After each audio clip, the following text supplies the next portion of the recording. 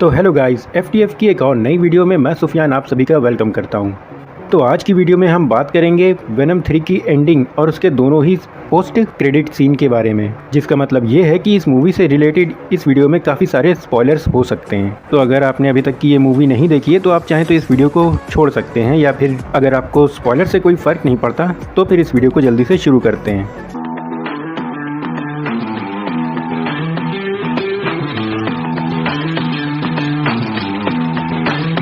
तो हम इस वीडियो को मूवी की शुरुआत से शुरू करेंगे, जहां हमें सबसे पहले नल को दिखाया जाता है, जो अपनी ही आपबीती बताता है कि किस तरह से उसके ही बनाए सिम्बियोट्स ने उसे क्लिंटार नाम की जगह पे कैद कर दिया और अब उसे वहां से निकलने के लिए कोडेक्स चाहिए, जिसके बाद वो अपने जेनोफेज को हर जगह पे यूनिवर्स में भेज देता है, जिसमें से एक अर्थ पर आता है और उसका सामना एडी और वेनम से होता है उस प्लेन के ऊपर, जिसके बाद वेनम उसे बताता है कि आखिर वो चीज़ क्या थी और क्यों उसके पीछे पड़ी थी। जिसके बाद वेनम एडी को बताता है कि नल क्लिंटार नाम की जगह पे कैद है और उसे वो कोडेक्स चाहिए जो वेनम और एडी के पास है, और इस कोडेक्स की मदद से ही वो वहाँ से आज़ाद हो सकता है। तो गाइस, ये कोडेक्स क्या है इस मूवी में ये भी एक्सप्लेन किया गया है, जो मैं आपको अभी बता देता हूँ। तो जब किसी सिम्बियोट का होस्ट मर जाता है तो वो सिम्बियोट चाहे तो उस होस्ट को वापस ज़िंदा कर सकता है, पर उस सिम्बियोट के ऐसा करते ही उन दोनों की लाइफ फोर्स से एक बहुत ही पावरफुल चीज़ बनती है जिसे कोडेक्स कहते हैं, जो कि इतनी पावरफुल होती है कि नल को उस जगह से बाहर निकाल सके। और जब कोई सिम्बियोट ऐसा करता है तो उसके बाद जब भी वो अपने पूरे रूप में आता है तो कोडेक्स जो होता है वो जेनोफेज के लिए विजिबल हो जाता है, वो कहीं से भी उसे देख सकते हैं। जिस पर एडी कहता है कि अच्छा है कि मैं कभी मरा नहीं, और यहाँ पे हमें पता चलता है कि 2018 वाली वेनम के एंड में एडी मर जाता है जब उस पर वो अटैक होता है। जिसके बाद से जब भी वेनम अपने फुल फॉर्म में आता है तो वो कोडेक्स उनकी गर्दन के ऊपर कहीं पर दिखाई देने लगता है, और इसे ख़त्म करने के लिए होस्ट या फिर सिम्बियोट में से किसी एक को मरना होगा।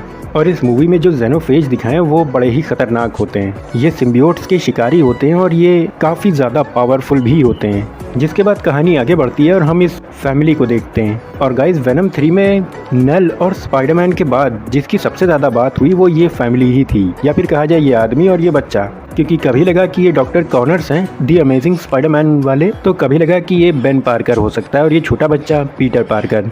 और इस मूवी में इन जनाब का नाम मार्टिन होता है और ये अपनी ज़िंदगी भर की सारी कमाई लगाकर एरिया 51 घूमने जा रहे होते हैं एलियंस को देखने। माने एरिया 51 इनके लिए एलियन देखने की जू हो गया कि वहाँ पे जाओ और अपनी फैमिली के साथ बैठ कर के एलियंस देखो। जिसके बाद ये लोग एडी को न्यूयॉर्क में कहीं पर छोड़ देते हैं। जिसके बाद इस साल में हम एक दूसरे सुपर हीरो को डांस करते हुए देखते हैं, और डांस खत्म होते ही होते वहाँ पे स्पेशल फोर्सेस के लोग आ जाते हैं। जिसके बाद स्पेशल फोर्सेस वाले आकर के इन दोनों को पकड़ लेते हैं और एडी और वेनम को अलग कर देते हैं, और इन दोनों को लेकर के उसी एरिया 51 की लैब में पहुंच जाते हैं, जहां पर कमांडर रेक्स आकर के सीधे सीधे एडी को गोली मार देता है। और ये गोली इसलिए मार देता है क्योंकि इनकी लैब में ही स्लैशर भी होता है। जी हाँ, इस मूवी के अंदर हमें स्लैशर देखने को मिलने वाला है और ये बॉन्ड बनाता है डिटेक्टिव मुलिगन के साथ। और गाइज, यहाँ पे सोनी वालों ने एक चीज़ चेंज की है, क्योंकि हम लोगों ने Venom Let There Be Carnage के एंड में देखा था कि मुलिगन उसी वक्त एक सिम्बियोट से इन्फेक्टेड हो जाता है, पर इस मूवी में बताया गया है कि उसे यहाँ पर ला करके सिम्बियोट से बॉन्ड कराया जाता है ताकि उसकी जान बच सके, जो कि कमांडर रेक्स को कोडेक्स और बाकी सब चीज़ों के बारे में बताता है। और जैसे ही कमांडर रेक्स एडी को गोली मारता है, वहाँ पे एक डॉक्टर के थ्रू वेनम भी पहुँच जाता है जो एडी को बचा लेता है, पर उसके ऐसा करते ही वहाँ पे जेनोफेज आ जाता है। जिसके बाद हम एक बहुत ही बेहतरीन बैटल देखते हैं जेनोफेज और बाकी सिम्बियोट्स के बीच में, और यहाँ पे कई सारे सिम्बियोट्स होते हैं जो उसे रोकने की कोशिश करते हैं, जिसमें से एक स्लैशर भी होता है, और वो जैसे ही रोकने की कोशिश करता है और तब हम देख पाते हैं कि ये जेनोफेज असल में कितने ज़्यादा ताकतवर हैं। ये बहुत ही आसानी स्लैशर को अपने जबड़े में डाल करके उसके चिथड़े उड़ा देता है, यानी कि इसके दांत इस तरह के बने होते हैं कि जो चीज़ भी अपने मुंह में डालता है वो इसकी गर्दन के पीछे से चिथड़ों के फॉर्म में निकलती है। जिसके बाद कई सारे सिम्बियोट्स इसे रोकने की कोशिश करते हैं, पर सारे के सारे नाकाम रहते हैं। और मैं यहाँ पे सोच रहा था कि कम से कम हमें एक सिम्बियोट की टीम तो देखने को मिलेगी ही, पर सोनी ने सारे के सारे सिम्बियोट यहाँ पे मार दिए। जिसके बाद वेनम अपना सेक्रीफाइस दे करके इन जेनोफेज को ख़त्म करता है। वो इन सभी जेनोफेज को अपने अंदर घसीट लेता है और कमांडर रेक्स एक धमाके के साथ अपने साथ साथ वेनम और जेनोफेज सबको उड़ा देता है, क्योंकि यहाँ पे कमांडर रेक्स भी मरने ही वाला था क्योंकि वो जख्मी हो गया था। पर उस धमाके से पहले वेनम एडी को अपने अंदर से बाहर फेंक देता है। जिसके बाद नल तो लटक जाता है, पर हम एडी को देखते हैं न्यूयॉर्क की सड़कों पे घूमते हुए, और मूवी यहीं पे एंड हो जाती है। और अब बात कर लेते हैं इसके दोनों पोस्ट क्रेडिट सीन के बारे में। तो इसके पहले सीन में जहाँ पे हम नल को देखते हैं जो कि कहता है कि तुम्हारा चैंपियन हार चुका है, और वो जल्द ही इस जगह से आज़ाद हो जाएगा और सब कुछ तबाह कर देगा और तुम देखते रह जाओगे।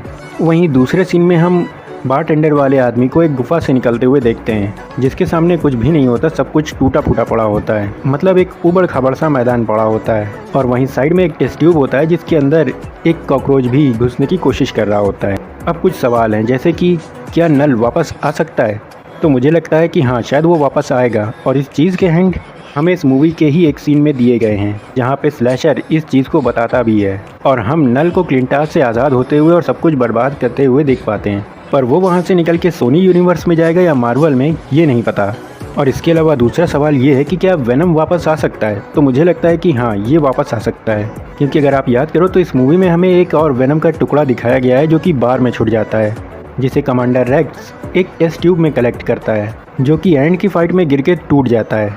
उन्हीं में से एक टेस्ट ट्यूब के अंदर वो कॉकरोच घुसने की कोशिश कर रहा था। तो हो सकता है कि उसके अंदर अभी भी वेनम का वो टुकड़ा बचा हो और वो इस कॉकरोच के साथ बॉन्ड बना करके वापस आए। हालांकि अगर देखा जाए तो उसे आना ही चाहिए, क्योंकि वेनम ही एक लौता इस पूरी फ्रेंचाइजी में कैरेक्टर है जिसे लोग पसंद करते हैं और फिर से देखना चाहते हैं। और रही बात इस मूवी में दिखाए गए सारे सिम्बियोट्स के बारे में, तो उनकी तादाद इतनी थी कि अगर उन्हें एक्सप्लेन करूंगा तो वीडियो बहुत ही ज़्यादा लंबी हो जाएगी, तो उसके लिए एक अलग वीडियो बनाएंगे। तो गाइस, बस ये वीडियो यहीं तक की। आपको ये वीडियो कैसा लगा मुझे कमेंट में ज़रूर बताना, और इसके अलावा आपकी इस बारे में कोई थ्योरी हो तो वो भी मुझे कमेंट में ज़रूर बताना। वीडियो पसंद आया हो तो लाइक करना और चैनल पे नए हो तो सब्सक्राइब जरूर करना। और top 5 best martial arts performance के ऊपर वीडियो बनाई है और साथ ही टॉप 5 गन फू मूवीज़ के ऊपर भी वीडियो बनाई है, तो चाहो तो ये दोनों वीडियो जाकर के चेकआउट ज़रूर करना। तो अब मैं सुफियान आपसे इजाज़त चाहता हूँ। Good luck.